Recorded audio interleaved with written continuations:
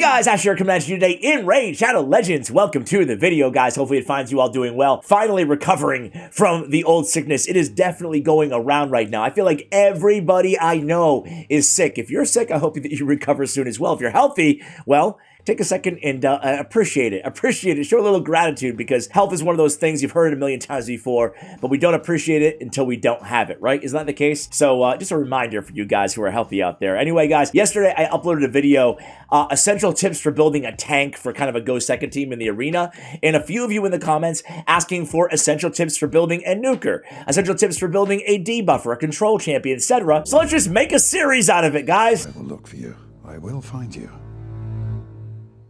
I will kill you. That's exactly what we're going to do today. In today's video, I'm going to talk about the difference between a go first nuker and a go second nuker. I'm going to show you a free-to-play early game nuker build. I'm going to show you a mid-game and late game, how you kind of evolve your artifacts as you progress inside the game on your nuker specifically. And then we're going to talk about important masteries as well. So starting on my free-to-play account, I'm going to go ahead and use an example. I haven't gotten a chance to talk about her much here because, as you can see, she's not fully ascended here. Even all the artifacts are not fully leveled up. Cheap bastard! Focusing on the middle row of artifacts first in terms of maxing out your artifacts for new players watching. Only one ascension, so we don't have her all the way geared, but it's Rhonda, a brand new free champion for everybody at the time of this recording at least, right? She's got a great nuke on her A3 ability. It's not booked out, but you know, the good thing about arena nukes is usually you don't have to book them out. At least it's not imperative to book them out right away. Usually you're better off, you know, booking out your support champions for PvE content or something like that, or a support champion for the arena, or a speed champion, because ideally on a champion like Rhonda, she's attacking, you know, once with her AoE attack, and then once maybe with her A2, and hopefully everybody is dead so you can speed farm your Great Hall, right? So it's not necessarily as important as some other champions to get this down to a 4-turn cooldown. Anyway, this is an early game build right now. I have her in a Savage set. Now let's just cover the artifact sets to begin with right out the gate here. Savage, ignoring enemy defense is going to be king in the arena for your nuker, okay? So Savage gear is going to be great. Lethal gear is even better than Savage gear, but you can get that kind of a little bit later in the game, in the mid game and the late game. For those of you who are in the mid game and the late game right now, you should be farming. If you ignore every other Doom Tower boss, farm Dark Fae, because she gives you the lethal stuff, or the lethal forge artifacts. So lethal's very, very good. Savage is good. Cruel gear, which you can get from Clan Boss, is good as well, because it's ignoring a little bit, 5% of defense, and giving you extra attack. So those are the 3 best sets to use inside the arena for a go first nuker. For a go second nuker, it's going to be a little bit different. On a go second nuker, we're going to, you know, have the luxury of being able to build a little bit of a tankier nuker. Some people in the mid and the end game put stone skin on their nuker just to keep them alive, because it's a battle of attrition. We want to kind of wait out our opponent,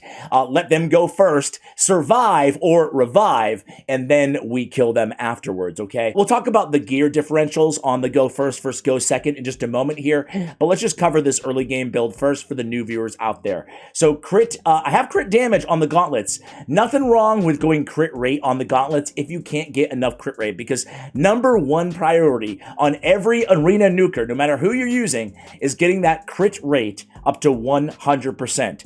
That is way more important than getting your speed up or your attack up or anything else. Crit rate 100% is going to be mandatory on your arena nuker. After that, you can focus on crit damage and attack percentage. So for that reason, we want to be going pretty much on every nuker. I guess defense-based nukers will be an exception. We'll talk about those in a moment. But we want to go attack on the banner.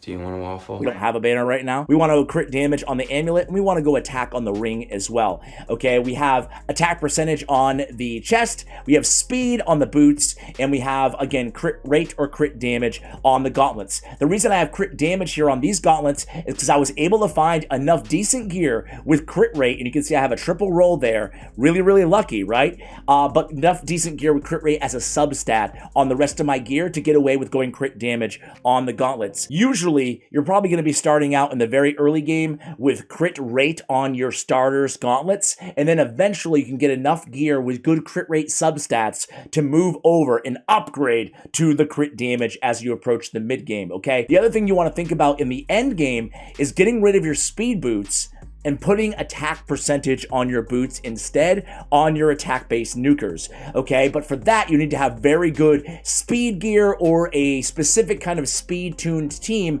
to be able to make sure that they're not so slow that the enemies are lapping you. But we'll talk again more about that in just a bit. All right, guys, so here we are in the arena. We have our speed booster going first. This is Kaimar on this team. We have a debuffer in Duck the Pierced. We have a kind of a flex or support role or a control role in Ultimate Death Knight. And then we have Rhonda going last. So in an arena speed farming team, usually we're going to have our nuker going last, kind of setting the table with all the other champions. Most importantly, the debuffer, which is Duck the Pierced. Now we go in and a couple nukes from Rhonda. She did an all right job there. Again, we need to have those masteries on her. We need to get better gear. We need to level up the gear. We need to have our accessories, the extra crit damage from the amulet as well. But I think we're going to win this one. Let's see. Scylla Drake's going to pick somebody up. And then let's see if we can get the job done here. So we have her A3 back up and end them, finish them. Come on, Rhonda. Help me, Rhonda. Help me get her out of my heart.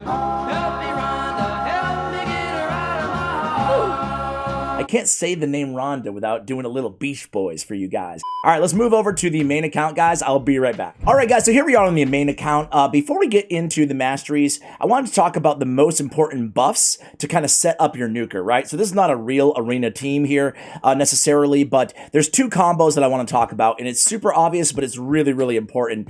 So with a defensive-based nuker, we have Saltus Dragonbane here. He's a defensive-based nuker. You can see his total stats here are going to be, well, obviously a lot of defense. 100% crit rate is still going to be the rule, and as much crit damage as we can get on him as well. You can see his speed is pretty slow at 175.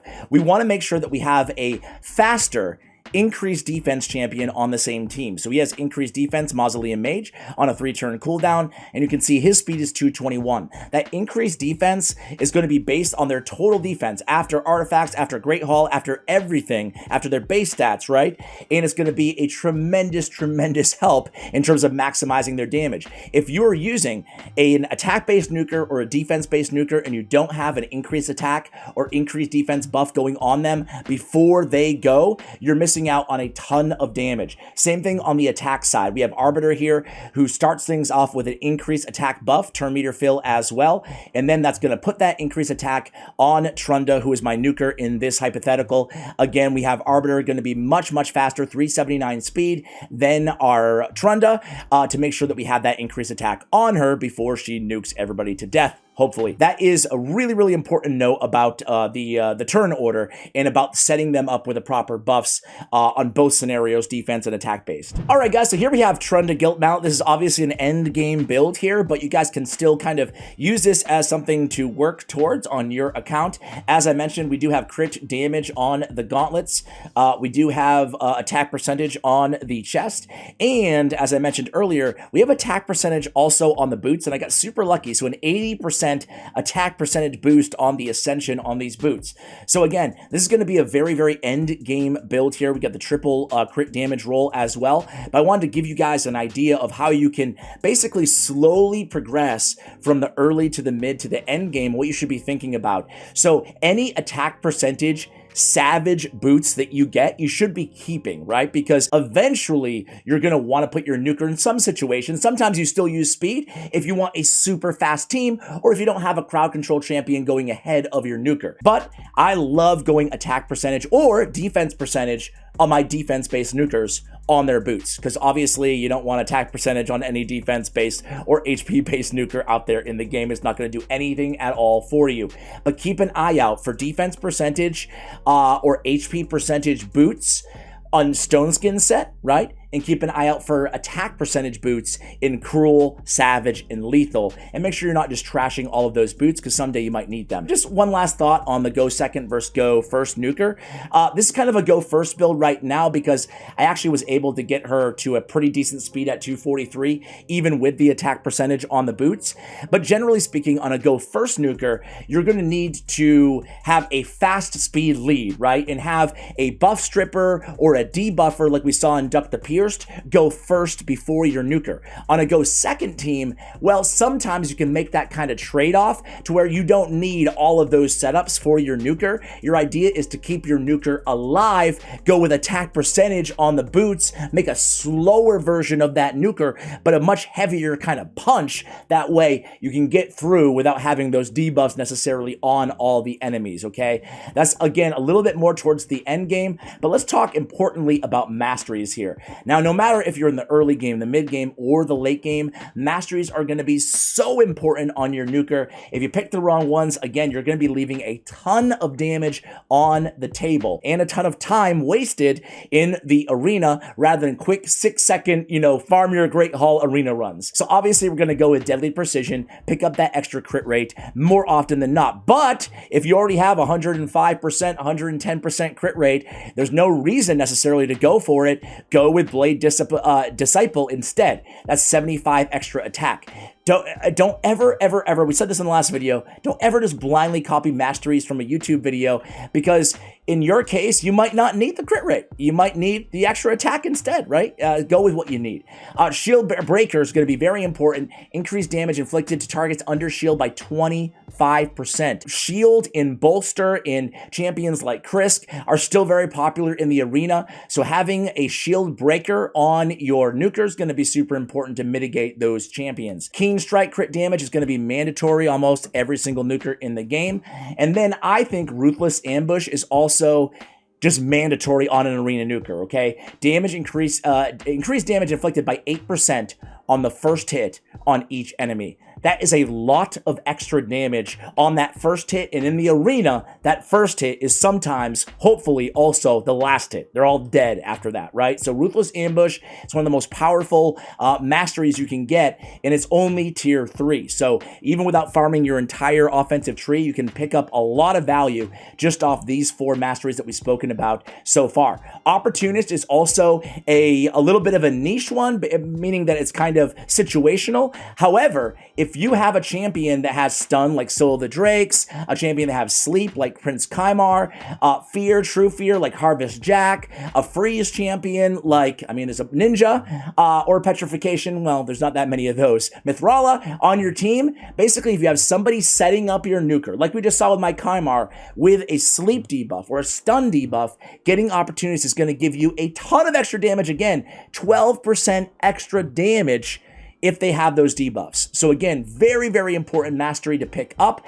After that, you can kind of pick whatever you want on the left-hand side. I like taking Bring It Down when you're attacking targets with higher max HP, because that's usually the case when you have kind of a squishy arena Nuker, right?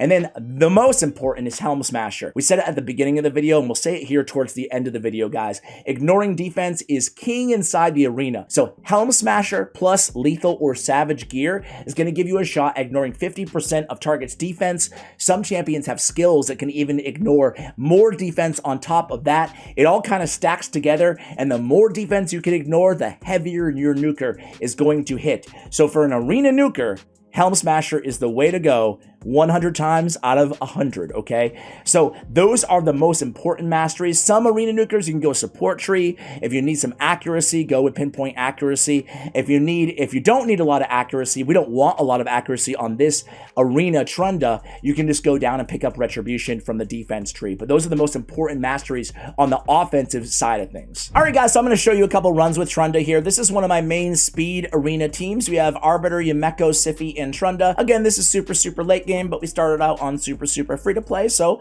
I figure it is a well-rounded episode here. What do you guys want to see next on a build? The thought occurs to me that we have not really covered much of PvE here. We're talking just about the arena, so I'm happy to do that on my next video as well. You can see on a team like this, we're going against, I didn't see, Torment there. So it's going to be a little bit longer than desired, but we're still going to get the job done here because we did pick up a freeze on our Trunda.